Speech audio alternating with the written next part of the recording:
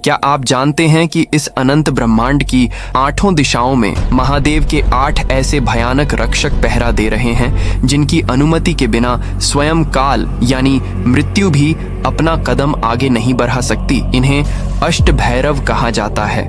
महाकाल के वे रौद्र रूप जो न केवल दिशाओं के स्वामी हैं बल्कि मनुष्य के भाग्य और कर्मों के सर्वोच्च न्यायाधीश भी हैं। सबसे पहले आते हैं असितांग भैरव, जो हंस पर सवार होकर सृजन की शक्ति को संभालते हैं। वे कला और बुद्धि के रक्षक हैं, लेकिन उनकी नाराजगी इंसान को मानसिक शून्य में धकेल सकती है।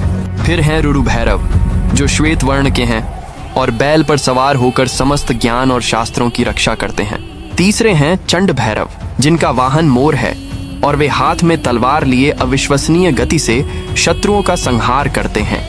यह रूप अन्याय के विरुद्ध महादेव की सबसे तीखी तलवार माना जाता है।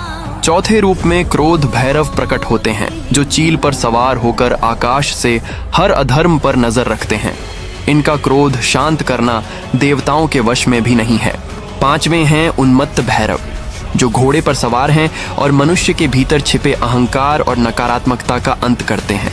छठे हैं कपाल भैरव, जिनका वाहन हाथी है और वे कर्मों का कठोर लेखा जोखा रखते हैं। कहा जाता है कि इनके दंड से कोई भी पापी बच नहीं सकता।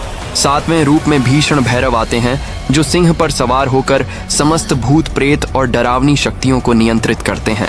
और अंत में आते हैं सबसे शक्तिशाली संहार भैरव, जो कुत्ते पर सवार होकर मृत्यु के अंतिम क्षण में आत्मा का मार्गदर्शन करते हैं और प्रलय के समय पूरी सृष्टि को खुद में समाहित कर लेते हैं।